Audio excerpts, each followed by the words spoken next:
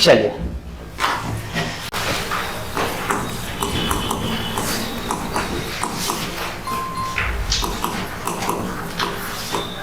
Plate विवर्तनिकी सिद्धांत में, ठीक है, हम क्या देख रहे थे? 3 प्रकार की सीमाएं देख रहे थे हम। कितने प्रकार की? 3 प्रकार की सीमाओं को देख रहे थे। 3 प्रकार की सीमाएं होती हैं। अब याद रखना है, सीमाओं को इंग्लिश में कहा जाता है बाउंड्री। क्या कहा जाता है? बाउंड्री। एक और शब्द आएगा आपके सामने, वो है सीमांत। क्या आएगा? सीमांत। इसको कहा जाता है मार्जिन। ठीक है, इसको कहा जाता है मार्जिन और इसको कहा जाता है बाउंड्री। दोनों में अंतर होता है। ठीक है, देखिए, अगर मैंने एक प्लेट की कल्पना की है, मान लेते हैं ये कोई एक प्लेट होगी, वो महासागरी भी हो सकती है, महाद्वीप भी हो सकती है, कोई भी हो सकती है। तो सीमांत का अर्थ क्या होता है? सीमा का अंत, यानी कि ये जो लास्ट छोर रहेंगे इसके, ये वाला या तो फिर ये वाला। अब प्लेट या तो इधर की ओर मूवमेंट करे या तो इधर की ओर मूवमेंट करे, दोनों तो है एक सीमांत ही, है ना। तो ये वाला एक अंत है और ये वाला एक अंत है, तो ये कहा जाता है सीमांत। इसे कहा जाता है मार्जिन। क्या कहा जाता है? मार्जिन। अब मान लेते हैं मेरे पास एक और प्लेट आ गई, है ना, एक और प्लेट है। अब ये प्लेट की मूवमेंट या तो इधर भी हो सकती है या तो इधर भी हो सकती है, कहीं पर भी हो सकती है। इधर हो सकती है तो कंपैरिजन इधर करेंगे, इधर होगी तो फिर कंपैरिजन इधर करेंगे। तो इस प्लेट का भी ये सीमांत है और इस प्लेट का भी ये सीमांत है। तो दो सीमांतों के मध्य का ये जो क्षेत्र होता है ना, संक्रमणशील क्षेत्र, इसे कहा जाता है बाउंड्री। क्या कहा जाता है? बाउंड्री। और ये जो बाउंड्री होती है ना, यहीं पर सबसे ज्यादा हलचल होती है। सीमाओं पर ही सबसे ज्यादा हलचल होगी और भूगर्भिक घटनाएं जो होती है या सतह पर जो भी आपको परिवर्तन नजर आएगा वो यहीं पर आएगा, है ना। या तो ज्वालामुखी फटेगा, या तो सीमांत पे आएगा, या तो सीमांत के थोड़ा सा हट के आएगा, है ना, लेकिन आएगा इसी रीजन में सबसे ज्यादा, है ना। पर्वत निर्माण की प्रक्रिया भी यहीं पर होगी। अगर हिमालय बन रहा होगा तो भी वो यहीं पर बन रहा होगा। समझ में आ रहा है ना। तो ये सीमा का अर्थ होता है और सीमांत अलग होता है। सीमांत का सिंपल सा अर्थ है यार, है ना, सीमा का अंत, यानी कि उसका आखिरी छोर, एंड, जिसे आप कहते हो, है ना, उसी को कहते हैं ना, सिंपल सा अर्थ है। चलिए, अब 3 प्रकार की सीमाएं हमने देखी थी। उसमें से सबसे पहला हम देख रहे थे कौन सी है? अपसारी सीमा। कौन सी है? अपसारी सीमा। देखिए, आपको क्वेश्चन पूछा जा सकता है ना, प्री में भी क्वेश्चन पूछा जा सकता है कि हिमालय का निर्माण किस प्रकार के अभिसरण से हुआ है ना। तो सबसे पहले आपको याद करना पड़ेगा कि अभिसरण होता क्या है।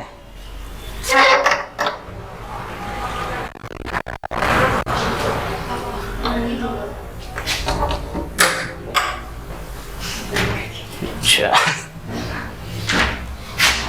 मेरे साथ होता है कैसा कि औरों के साथ भी होता है ऐसा कि हवा आई होगी, थोड़ी सी ठंडी हवा का झोंका आता है, समीर। चलिए, अब सारे, है ना। अब का अर्थ क्या होता है? दूर, यानी कि जब 2 प्लेटें एक दूसरे से दूर जाएगी। मैंने कल भी कहा था कि प्लेटों का स्वभाव कैसा हो सकता है? या तो वो संपूर्ण तौर पर महाद्वीपीय हो सकता है, या तो वो संपूर्ण तौर पर महासागरीय हो सकता है, या तो यह महाद्वीप और महासागर दोनों का मिश्रण हो सकता है। यही हो सकता है, यही कॉम्बिनेशन प्लेट का बन सकता है। या तो वो संपूर्ण तौर पर महाद्वीपीय हो, संपूर्ण तौर पर महासागरीय हो, या फिर संपूर्ण अपना, है ना, इनका मिश्रण हो। महासागरीय और महाद्वीपीय जो है इनका मिश्रण हो सकता है ना। दूसरी चीज मैंने ये कहा था कि जो महासागरीय प्लेट होगी उसमें किसकी प्रधानता होगी? बेसाल्ट की प्रधानता होगी। और जो महाद्वीपीय प्लेट होती है उस पर किसकी प्रधानता होगी? ग्रेनाइट की। ग्रेनाइट का घनत्व कितना कहा था मैंने? 2.8 to 2.9 के बीच में। और बेसाल्ट का कितना कहा था मैंने? तो किसका घनत्व ज्यादा होगा? महासागरीय प्लेट का या महाद्वीपीय प्लेट का? महासागरीय प्लेट का। और जिसका घनत्व ज्यादा होगा वो भारी होगी या हल्की होगी? अगर कोई चीज भारी होती है तो वो नीचे की ओर क्षेपित होगी, है ना। तो अगर मैं यहाँ पर अपसारी सीमा की चर्चा कर रहा हूं तो 2 प्लेटें जब एक दूसरे से दूर जाएगी, जब 2 प्लेटें एक दूसरे से जब दूर जाती है तो उनके मध्य जो सीमा का निर्माण होगा उस सीमा को हम क्या कहेंगे? अपसारी सीमा कहेंगे। क्या कहेंगे? अपसारी सीमा कहेंगे। अब यहाँ पर होगा क्या? अब यहाँ पर देखिए जो संवहनीय धारा है, जो हमने बोली थी कि जो संवहनीय धारा यानी कि जो मैग्मा की लपटें ऊपर की ओर आ रही है वो इसे तोड़कर बाहर की ओर आएगी, और बाहर की ओर यदि आ रही है तो ये मैग्मा जो है वो लावे के रूप में उत्सर्जित होगा, और इस प्रकार से समुद्र के अंदर जो है वो छोटी छोटी पहाड़ियों का निर्माण करेगा, एक टीलेनुमा संरचना का निर्माण करेगा और लंबी श्रृंखला के रूप में रहेगा। क्योंकि अगर कोई प्लेट है तो वो सैकड़ों किलोमीटर हो सकती है। अगर सैकड़ों किलोमीटर की ऐसी दरार यदि आ रही है तो उसमें गुंबदाकार आकृतियां बहुत सारी निर्मित हो सकती है। तो यही गुंबदाकार आकृति जो पहाड़ियों की जो सीरीज बनती है महासागरीय तल पर, तो उसे हम कहते हैं कटक, रिज कहते हैं। क्या कहते हैं? रिज कहते हैं। तो इसमें किसकी प्रधानता होगी? ये बेसाल्ट होता है। क्या होता है? बेसाल्ट होता है। समझ में आया? एक और चीज यहां पर समझने योग्य ये है कि ये वाला जो क्षेत्र होता है वो छिछले भूकंपों का क्षेत्र होता है। छिछले यानी कि यहाँ पर गहरे केंद्र वाले भूकंप नहीं आते हैं। अब क्यों नहीं आते हैं वो आगे आने वाला जो क्रम होगा, जब हम भूकंप पढ़ेंगे तब आपको पता चल जाएगा ना, क्योंकि आपदा में आपको डिटेल में पढ़ना ही पढ़ना पड़ेगा भूकंप को, है ना, क्यों छिछले क्रम के भूकंप आते हैं। देखिए भूकंप के आने का एकमात्र कारण चट्टानों का टूटना है। जब तक चट्टानें टूटेगी नहीं तब तक भूकंप नहीं आ सकते, है ना। तो सीधा सा कारण होता है भूकंप का चट्टान का टूटना, है ना। चट्टान अब विभिन्न कारणों से टूट सकती है। किन कारणों से टूट सकती है वो कारण आपके सामने है। ज्वालामुखी प्रक्रिया, चट्टान तोड़कर ही आएगा। खनन की प्रक्रिया में चट्टान टूट रही है, टूट रही नहीं टूट रही है।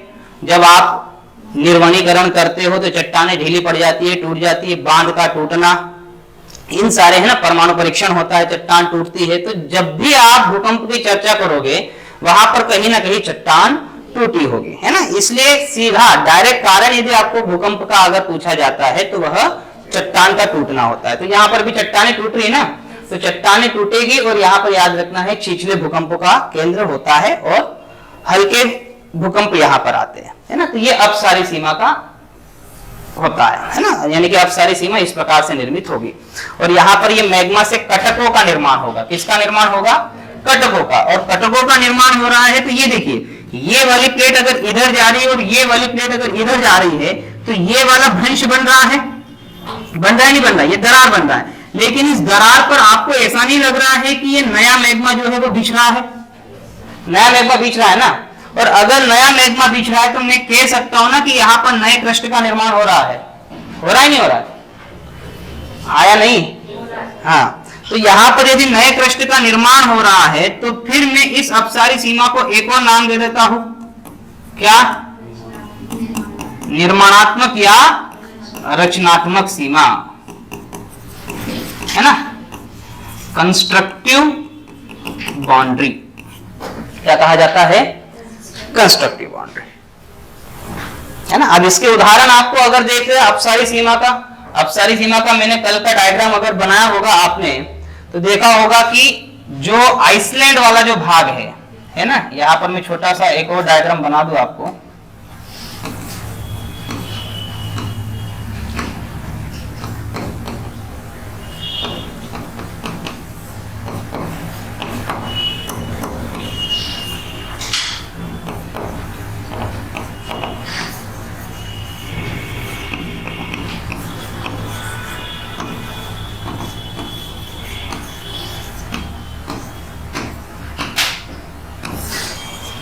ये जो आइसलैंड के नीचे से यहां पर मैंने कहा था ना कि ये वाली प्लेट की दिशा कौन सी है? पश्चिम की ओर है। दक्षिण अमेरिकी प्लेट की भी कहां की ओर है? पश्चिम की ओर है ना। तो यहां से ये वाली जो प्लेट इधर की ओर जा रही है, ये वाली प्लेट इधर की ओर जा रही है, तो यहां पर अपसरण हो रहा है। क्या हो रहा है? अपसरण हो रहा है ना। ये वाली प्लेट इधर की ओर जा रही है और ये वाली प्लेटें भी इधर की ओर जा रही है। तो यहाँ पर ये वाला कौन सा क्षेत्र बन रहा है? अपसरण वाला क्षेत्र बन रहा है। तो संसार की सबसे लंबी रीच कहीं पर बनी होगी तो ये अटलांटिक रीच है, मिड अटलांटिक रीच। कौन सी बोली जाती है? मध्य अटलांटिक कटक कहा जाता है ना। तो ये भी एक भूकंपीय क्षेत्र बनता है, आपको भूकंप में आएगा, है ना। वैश्विक वितरण भी अगर देखें तो फिर ये इसमें आपको पूछा जा सकता है। तो ये मिड अटलांटिक जो रीज वाला जो क्षेत्र है ये भी एक भूकंपीय प्रदेश है ना, भूकंपीय जोन है ना कि। लेकिन यहाँ पर क्या है, आपको सारी सीमा के कारण भूकंप आ रहे हैं, तो ज्यादा गहरे आएंगे या छिछले आएंगे? छिछले आएंगे, ये भी ध्यान रखना है, ठीक है। अभी गहरे वाले भी लाएंगे हम, अभी तो केवल अपसारी में है क्योंकि सबसे लंबा चलेगा अभिसारी, है ना, क्योंकि हिमालय का निर्माण भी अभिसरण से ही हुआ है ना। और सबसे पहला क्वेश्चन यही बनेगा यहाँ से, तो अभिसरण को आपको अच्छे से समझना होगा, है ना। तो अब सारी सीमा को देख लो, थोड़ा सा उतारना हो तो उतार सकते हो डायग्राम के साथ 2 मार्क्स में।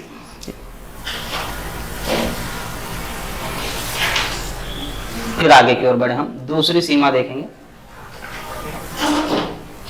अभिसारी सीमा।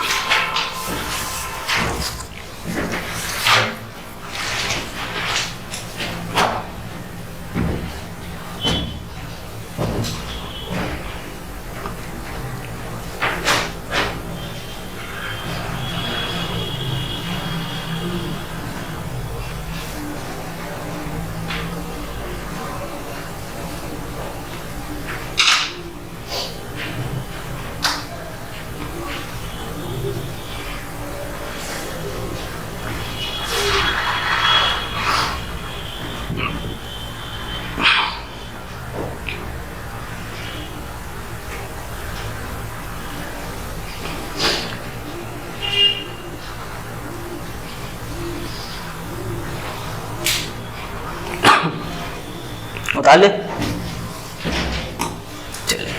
दूसरी सीमा है अभिसारी। अभिकार तो होता है पास में, अभिसारी सीमा समझना है, अभिसारी सीमा, ठीक है। अब देखो ध्यान देना, जब 2 प्लेटें एक दूसरे के समीप आएगी,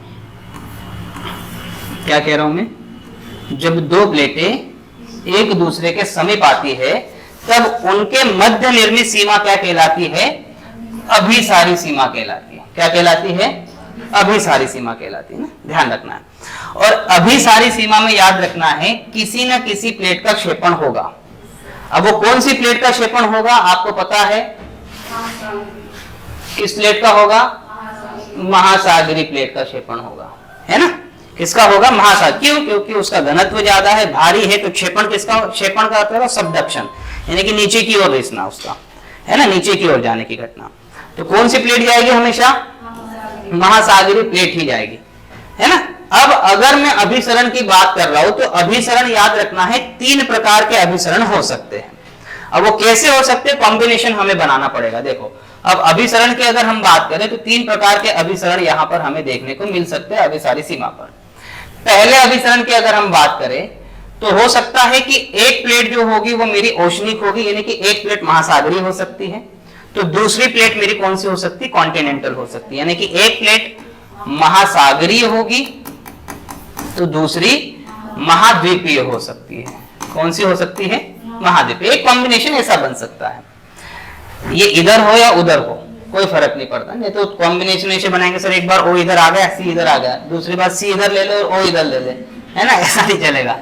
ठीक, दूसरा कॉम्बिनेशन दोनों ही प्लेट क्या हो सकती है, महासागरीय हो सकती है, और तीसरा कॉम्बिनेशन क्या हो सकता है, दोनों ही प्लेट महाद्वीपीय हो सकती है। कितने कॉम्बिनेशन हमारे पास बन सकते हैं, यानी कि अभिसरण कितने प्रकार के हो सकते हैं, 3 प्रकार के अभिसरण हो सकते हैं। अब हमें देखना होगा कि हिमालय का निर्माण किस प्रकार के अभिसरण से हो रहा है।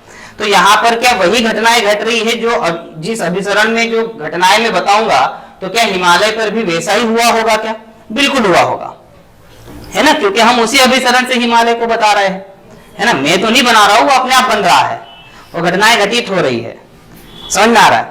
तो एक एक अभिसरण को हम लेकर देखते हैं और उनकी विशेषताओं को देखते हुए आगे की ओर बढ़ेंगे हम, ठीक है। तो पहला अभिसरण हम कौन सा लेंगे, महासागरी महाद्वीपीय अभिसरण को लेंगे। अगर इस प्रकार के अभिसरण को देखना है तो एक प्लेट मुझे कौन सी बनानी पड़ेगी, महाद्वीपीय, और एक प्लेट मुझे कौन सी बनानी पड़ेगी, महासागरी। तो महासागरी में किसकी प्रधानता होती है, बेसाल की प्रधानता होती है। घनत्व ज्यादा होने के कारण सबदक्षण किसका होगा, महासागरी प्लेट का, यानी कि नीचे की ओर कौन सी प्लेट जाएगी, महासागरी प्लेट जाएगी, इस प्रकार से जाएगी। आए बात समझ में। तो ये जो महासागरी प्लेट है उसका सबदक्षण होगा, और ये प्लेट इधर की ओर जा रही है, ये प्लेट इधर की ओर जा रही है। अब देखो क्या क्या चीजें होगी, है ना, समझ में आए इतनी चीजें। यहां तक अगर सबदक्षण हो रहा है, नीचे की ओर क्षेपण हो रहा है यहां पर इस प्लेट का, और ये भी ध्यान में रखना है इस प्लेट का क्षेपण हमेशा 45 डिग्री के एंगल पर होता है। कितने पर होता है, 45 डिग्री, है ना। तो यहां से लेकर ये जहां पर सबदक्षण हो रहा है ना, यहां से लेकर ये वाला पूरा की पूरा क्षेत्र भूकंपीय क्षेत्र होता है, इसे बेनियोफ जोन कहते हैं। क्या कहते हैं? बेनियोफ जोन, है ना। 700 किलोमीटर तक का एरिया, शायद कल के ही लेक्चर में मैंने आपको बताया था 700 किलोमीटर तक का जो एरिया है बताया था ना, वो ठोस वाला भाग लग जाएगा वहां से, फिर उसके नीचे आपका निचला मेंटल जो है वो चालू हो जाएगा। हो जाएगा ना? हो जाएगा, हो जाएगा। तो कल के लेक्चर को एक बार और देख लेना। तो 45 डिग्री का जो एंगल है वो 45 डिग्री का एंगल यहां पर बनेगा। अब समझिएगा, ध्यान से देखो,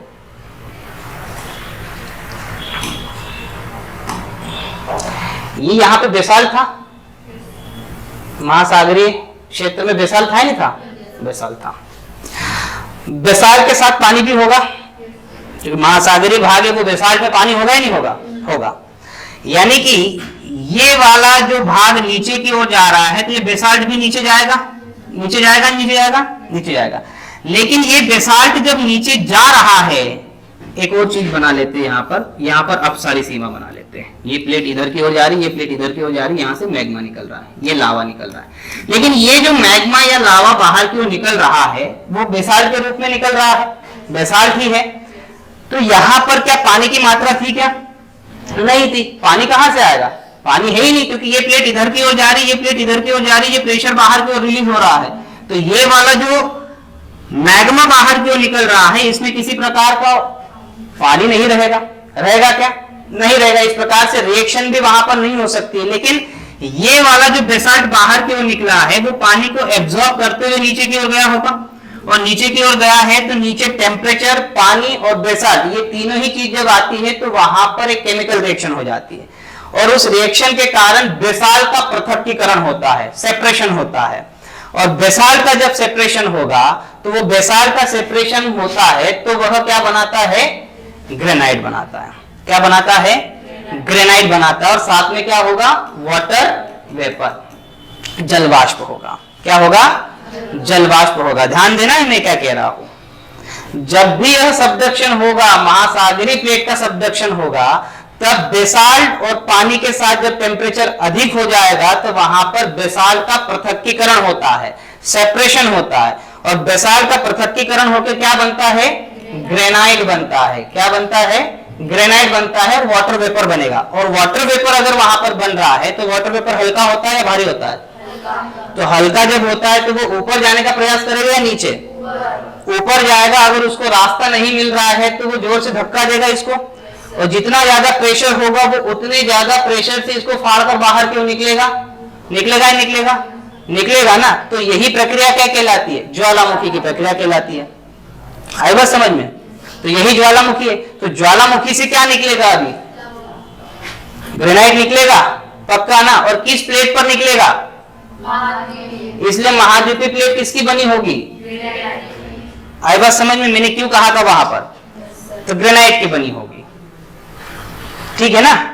तो ये वाली चीजें जो है आपको समझना होगी धीरे धीरे। अब ये भी ध्यान रखना है, जिस प्लेट का सबडक्शन हो रहा है ज्वालामुखी उसके विपरीत प्लेट पर ही आएंगे। सबडक्शन किस प्लेट का हो रहा है?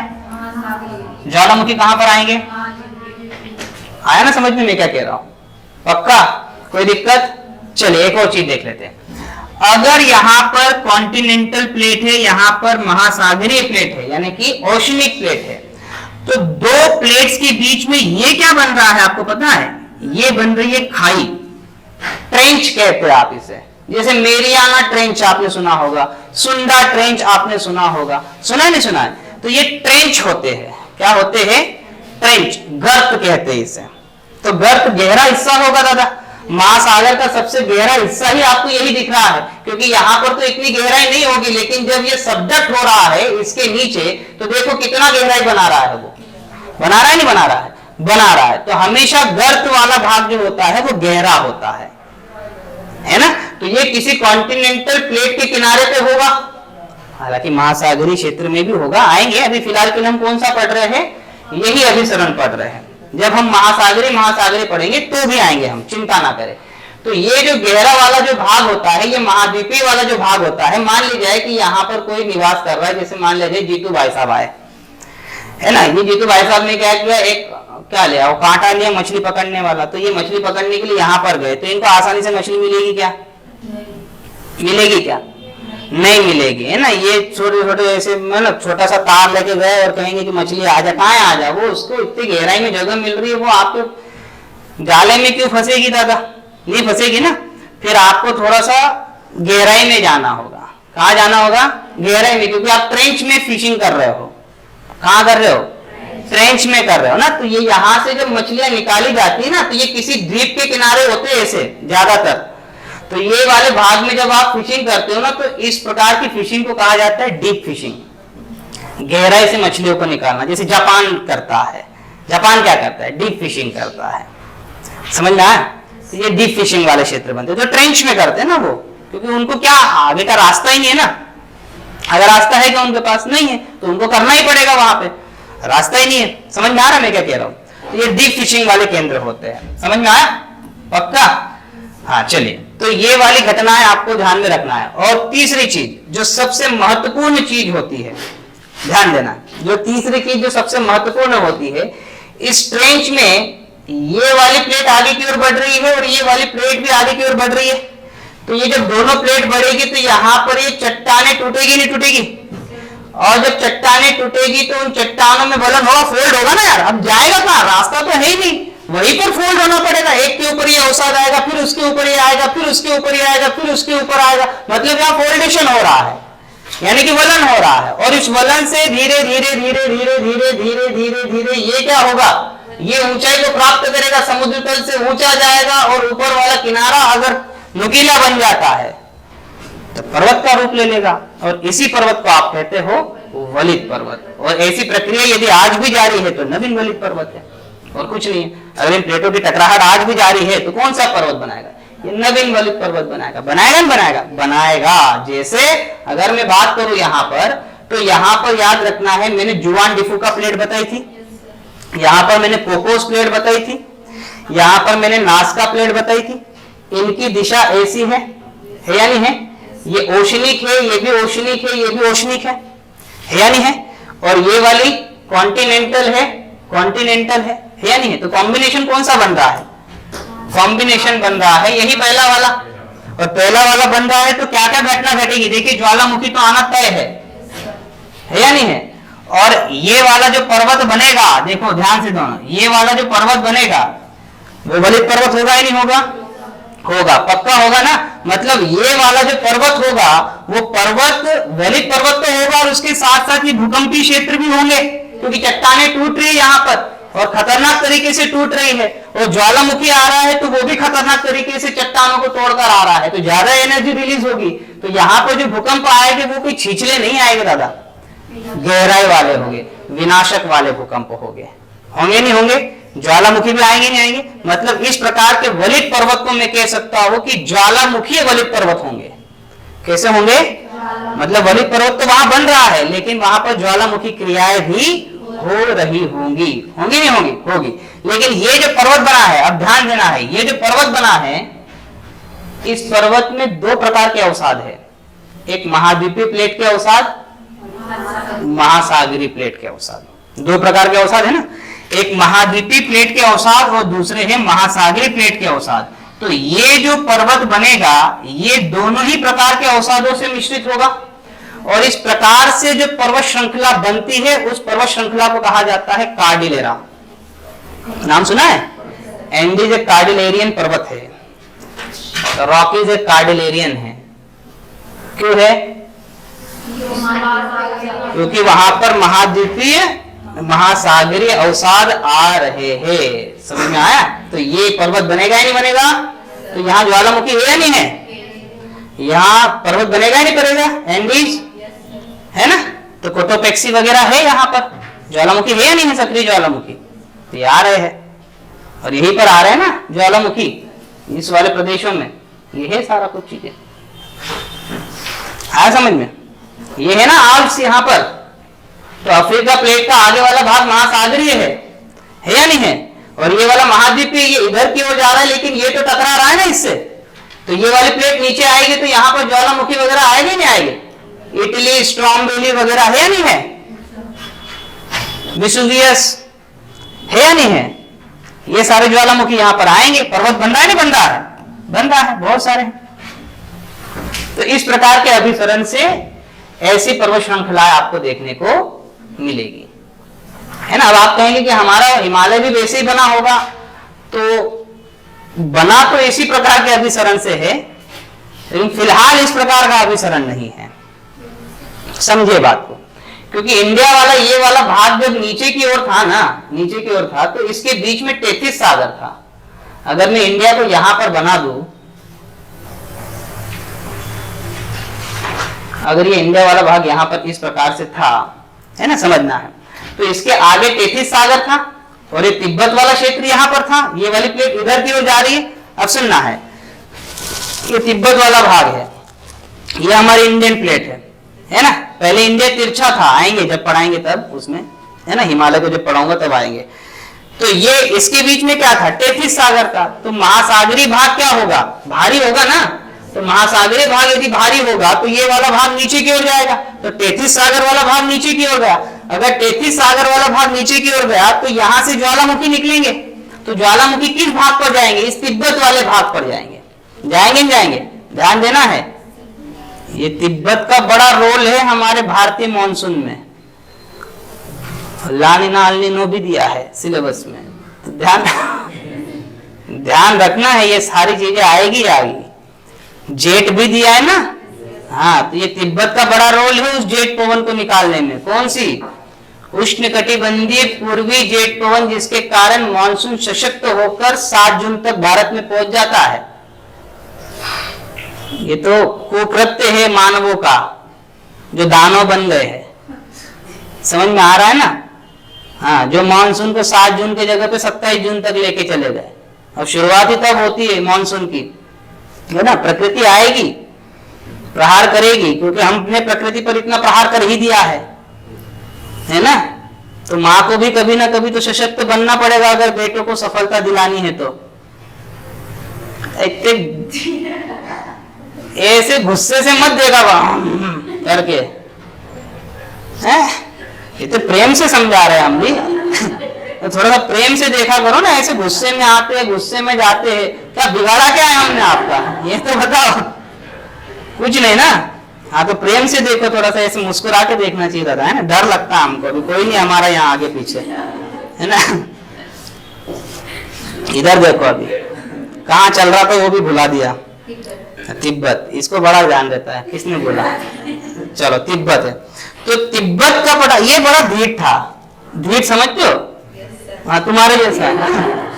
हिला ही नहीं अपनी जगह से। ये बोले कि मैं ना निकालू इस मैग्मा को। जलवाष्प भी था ना, अब सोचो, जलवाष्प था ना। अब इसने इतना कठोर इसकी संरचना थी इस तिब्बत के पठार की कि ये मैग्मा बाहर ही नहीं निकल पाया। ये मैग्मा बाहर नहीं निकल पाया तो वो जोर से धक्का देते चला गया। और चट्टाने हैं, और चट्टानों में इलास्टिसिटी होती ही नहीं होती है। होती है तभी तो इलास्टिक रिबाउंड थोड़ी पढ़ते हैं हम, होती है ना, है नहीं ना। तो इलास्टिक एनर्जी रिलीज होती है ना जब चट्टाने टूटती है तब। आप बोलते भूकंप के समय कौन सी ऊर्जा निकलती, तो प्रत्यास्थ ऊर्जा आप कहते हो कि वो निकलती। चलिए, तो ये वाला भाग ढीठ था इसके जैसा, इसने स्वयं में स्वीकार कर लिया मेरे जैसा था सर, है ना। तो ये ढीठ वही की वही रहा, है, निकलने नहीं दिया, नहीं निकलने दूंगा, देखता हूं कैसे निकलेगा। मैं ऊपर चला जाऊंगा लेकिन तुझे निकलने नहीं दूंगा, है ना। कादर खान का डायलॉग है ना, मैं मर जाऊंगा, है ना, लेकिन आत्महत्या नहीं करूंगा। चलो इधर। तो ये धीरे धीरे क्या किया, ये मैग्मा ज्वालामुखी क्रिया तो हो रही है, 33 सागर तो डूब रहा है, अंदर की ओर जा रहा है, बंद हो रहा है, लेकिन ये मैग्मा इसे धक्का देते चला गया, धक्का देते चला गया, धक्का देते चला गया, धक्का देते चला गया, और देते देते वो परत इतनी मोटी बनती चली गई कि मैग्मा कभी बाहर निकल ही नहीं पाया। और ये वाला भाग जो है वह इतना ऊपर उठ गया कि दुनिया का सबसे ऊंचा पठार बना लिया, तिब्बत का पठार। समुद्र तल से लगभग 4 किलोमीटर तक ऊपर उठ चुका था, है ना। लेकिन क्या अब ये ऊंचाई और बढ़ेगी? नहीं बढ़ेगी, क्योंकि 33 सागर बंद, ज्वालामुखी क्रिया है बंद। समझ में आ रहा है। तो अब 33 सागर बंद हो गया, इसका अर्थ है कि अब हिमालय का जो निर्माण हो रहा होगा उसमें महासागरीय प्लेट का कोई लेना देना नहीं है ना। अब दोनों ही प्लेट कौन सी बन चुकी है हमारे यहाँ पे, भारतीय प्लेट है वो भी महाद्वीपीय है, और जो यूरेशियाई प्लेट है वो भी महाद्वीपीय। इस प्रकार से देखा जाए तो हिमालय का निर्माण किस प्रकार के अभिसरण से हो रहा होगा अभी। लेकिन पहले जब 33 सागर खुला था तब महाद्वीपीय, महासागरीय। इसलिए याद रखना है, जब आप हिमालय की गहराई में खोदते हुए जाओगे ना, तो वहां ज्वालामुखी के साक्ष्य मिलेगा आपको। क्या मिलेगा? ज्वालामुखी के साक्ष्य मिलेगा। आज समझ में क्या करो, इतनी चीज समझी, आगे बढ़ सकता हूं मैं, महासागरीय महासागरीय अभिसरण पे आ सकता हूं।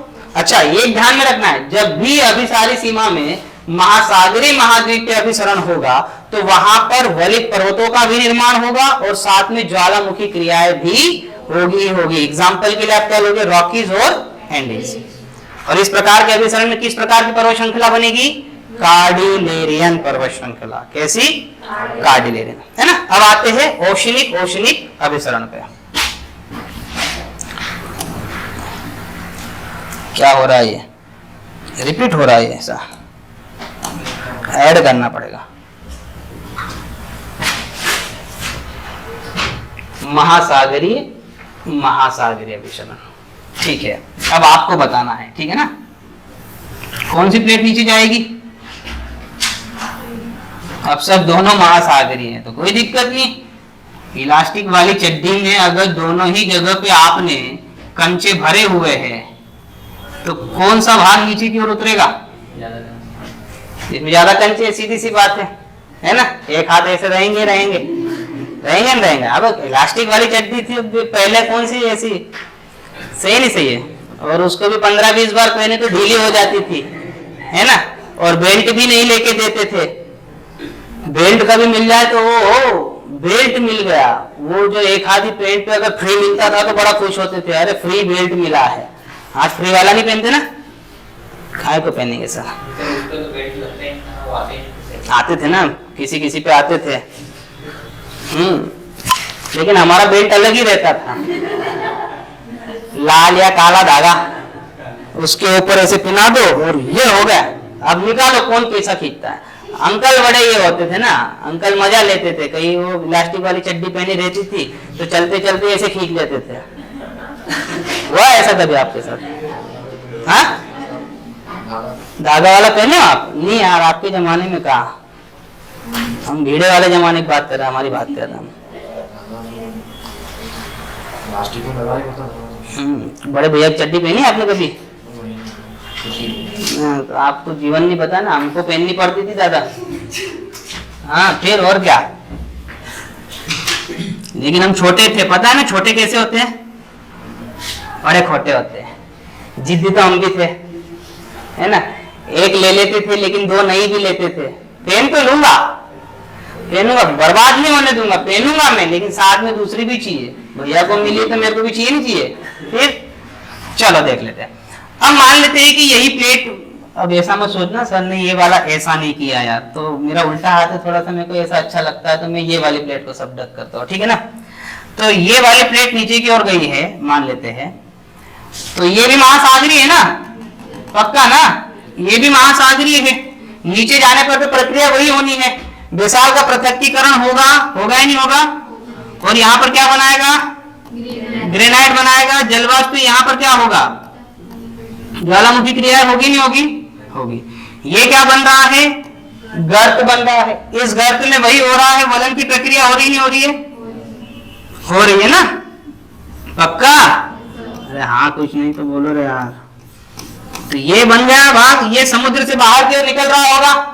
अब समुद्र से बाहर की ओर निकल रहा है तो बाह्य बल उस पर कार्य कर रहे होंगे, बाह्य शक्तियां उस पर कार्य कर रही है और इसे समतल करने का प्रयास कर रहे हैं। इसे समतल अगर कर दिया जाए तो आप मुझे बताइए, ये वाला भाग यदि समतल हो रहा है,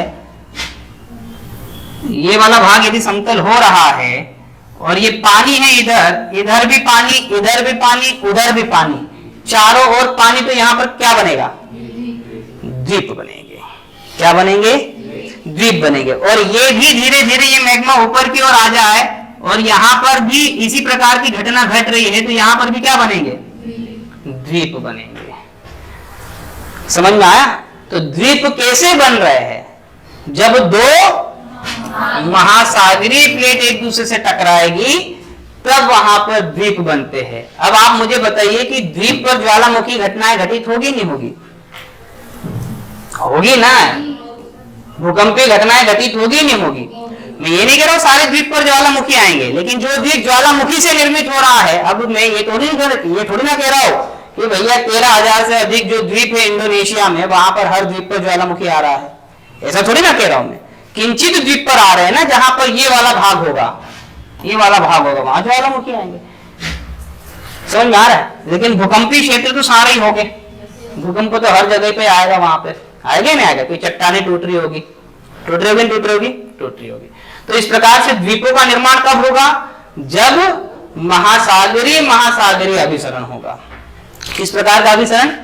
महासागरीय अभिसरण होगा।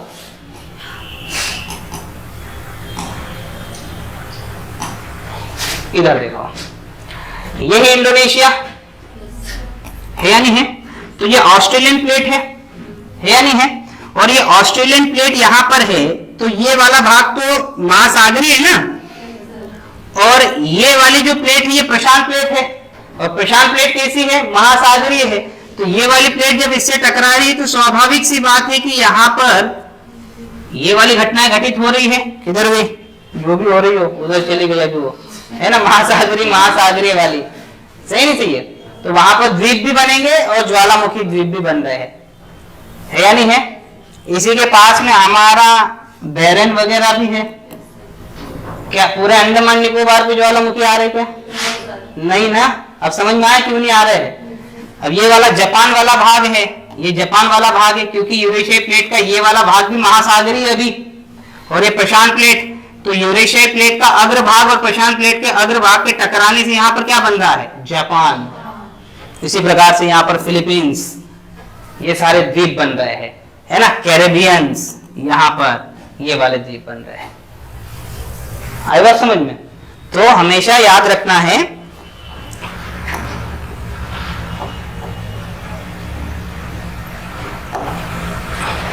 ओशनिक प्लेट जहां पर होगी वहां पर द्वीपों का निर्माण होगा, है ना? इसे याद रखना है। इसे विवर्तनिक चाप कहते हैं और इसे ज्वालामुखी चाप कहते हैं, है ना? एक चीज याद रखना है, जो ट्रेंच में इकट्ठा होकर जो द्वीप बनेंगे एक्वेशनरी आर्क इसे कहा जाता है इंग्लिश में, और इसे वोल्केनिक आर्क के नाम से जाना, क्योंकि ये ज्वालामुखी से बना है ना? और ये विवर्तनिक कारणों से हो रहा है, इसीलिए इसे एक्वेशनरी कहा जाता है, विवर्तनिक चाप कहा जाता है। क्या कहा जाता है? विवर्तनिक चाप। तो जब भी ओशनिक अभिसरण होगा वहां पर दोनों ही प्रकार के चापों का निर्माण होगा। कौन सा चाप? सोया चाप नहीं, ज्वालामुखी चाप। और ऐसे क्या कर रहा है? तो है तुम्हारा फेवरेट है क्या सोया चाप? कैसे खा लेते हैं सोया चाप वगैरह? कहीं नहीं, तो अलग ही फीलिंग आती है उसमें, ऐसा लगता है चिकन खा रहे हो गई। सही है नहीं सही है? कौन खाता है चिकन वगैरह?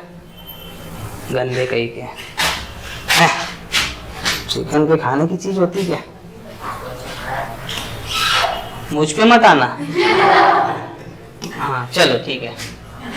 अब तीसरा अभिसरण देख लेते हैं, है ना? और फिर समाप्त करते हैं। और कल याद रखना है हमारा भारत का भौतिक भूगोल का परिचय शुरू होगा, है ना? यहां तक की प्रक्रिया आपको समझाना अनिवार्य थी, क्योंकि आने वाले समय में जो था वो कुछ भी टॉपिक आ सकता है, तो उसमें हमें सावधान रहना होगा, है ना? ऐसा नहीं होना चाहिए कि यार कुछ नया आ रहा है ना? ऐसा नहीं लगना चाहिए। तो तीसरा जो अभिसरण है वो अभिसरण कौन सा है?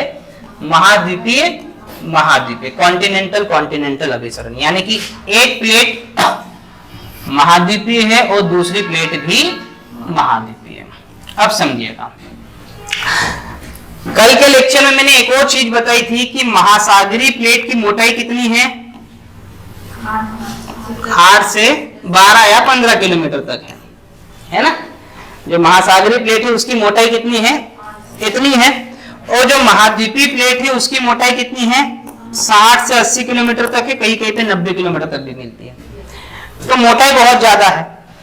अब मोटाई इतनी ज्यादा होने के कारण यदि दोनों में से कोई भी एक प्लेट अगर भारी भी होती है तो वो जब तक नीचे की ओर डूबेगी तब तक तो ये इससे टकरा जाएगी, है ना? क्योंकि 80 किलोमीटर तक नीचे की ओर सबडक्ट होना है, 60-70 किलोमीटर तक सबडक्ट होना है, तो इतनी गहराई तक तो ये सबडक्शन हो नहीं पाएगा। इसलिए याद रखना है, जब हम कॉन्टिनेंटल अभिसरण की बात कर रहे हैं तो यहां पर किसी प्रकार की प्लेट का क्षेपण नहीं होता है।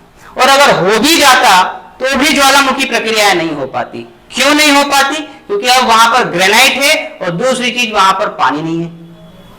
पृथक्कीकरण होगा किसका? वाटर वेपर बनते कैसे?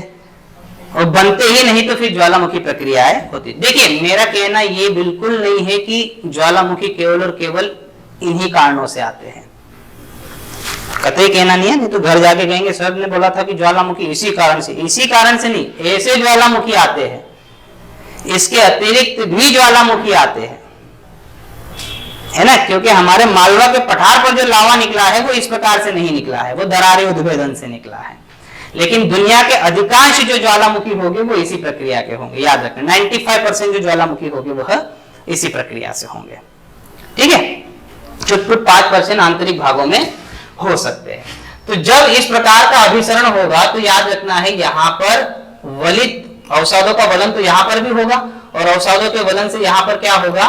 पर्वत श्रृंखला का निर्माण होगा, और इस प्रकार से हमारा हिमालय भी बन रहा है, यानी कि महाद्वीपीय अभिसरण से। अब याद रखना है कि ये ट्रेंच से बन रहा होगा क्या? नहीं बन रहा होगा, इसलिए इसकी हाइट क्या होगी? दूसरों की अपेक्षा ज्यादा होगी, क्योंकि एंडीज और रॉकीज हिमालय से भी पहले के बन रहे हैं ना। सही नहीं सही है? प्लायोसिन काल से बन रहे हैं ना, एलियोसिन काल से बन रहे, सॉरी हाँ, इओसिन काल से बन रहे हैं ना। हमारा हिमालय तो ओलिगोसिन काल से बना है, यानी कि उसके बाद में बना है, लेकिन फिर भी हिमालय की हाइट ज्यादा है। तो ऐसा क्यों? क्योंकि एंडीज और रॉकी ट्रेंच से बनना चालू हुए थे, गहराई से बनना चालू हुए थे।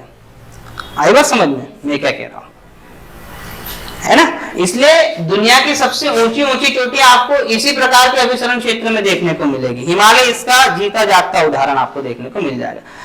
संसार की 49 बृहत्तम चोटियां केवल और केवल हिमालय में मौजूद है। संसार की बोल रहा हूं मैं, 49 उच्चतम चोटियां अगर आप देखने जाओ तो वो केवल और केवल हिमालय में बसी पड़ी हुई है। तो इस प्रकार से हिमालय का निर्माण हो रहा है। तो यहां पर किसी प्रकार की ज्वालामुखी क्रियाएं होगी क्या? नहीं होगी। भूकंपीय क्रियाएं होगी क्या? नहीं। क्यों बोल रहे हो? चट्टानें टूट रही ना, वलन काहे से हो रहा है? होगी नहीं होगी? हाँ, तो हिमालय में ज्वालामुखी होता है तभी तो दिल्ली वगैरह दहलता है ना। लेकिन कभी आपने सुना है दिल्ली में ज्वालामुखी निकला? कभी आपने सुना अफगानिस्तान में ज्वालामुखी फटा, पाकिस्तान में फटा, नेपाल में फटा? कभी सुना ज्वालामुखी? नहीं। क्यों नहीं फटता है? क्यों नहीं फटता है? महासागरीय प्लेट का नहीं, क्योंकि अभिसरण कौन सा है? महाद्वीपीय प्रकार का अभिसरण है। आया समझ में? तो इस प्रकार से अगर आप देखो यहां पर आप किधर चला जाता रहे, यहां पर आप देखो तो ये भी महाद्वीपीय प्लेट है, ये भी महाद्वीपीय प्लेट है। इनके टकराने से यहां पर क्या बन रहा है? हिमालय बन रहा है। आया समझ में? तो ये हिमालय बन रहा है ना। तो ये 3 प्रकार की सीमाओं का निर्माण होता है प्लेट विवर्तनिकी में। अभी तक तो मैंने 2 बताई है ना। पहली अपसारी सीमा है ना, जिसे निर्माणात्मक सीमा कहा जाता है। दूसरा अभिसारी सीमा है ना, दूसरा अभिसारी सीमा है। और इस अभिसारी सीमा में याद रखना है चट्टानों का विनाश हो रहा है ना, जो चट्टानें बनी हुई थी उसका विनाश हो रहा है। इसीलिए अभिसारी सीमा को किस नाम से जाना जाता है?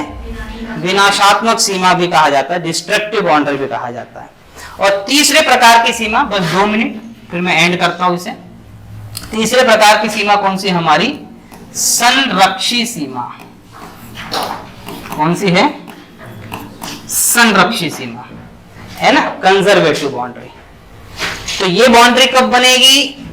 ये बाउंड्री तब ही बनेगी जब 2 प्लेटें एक दूसरे के समानांतर प्रवाहित होने लग जाए।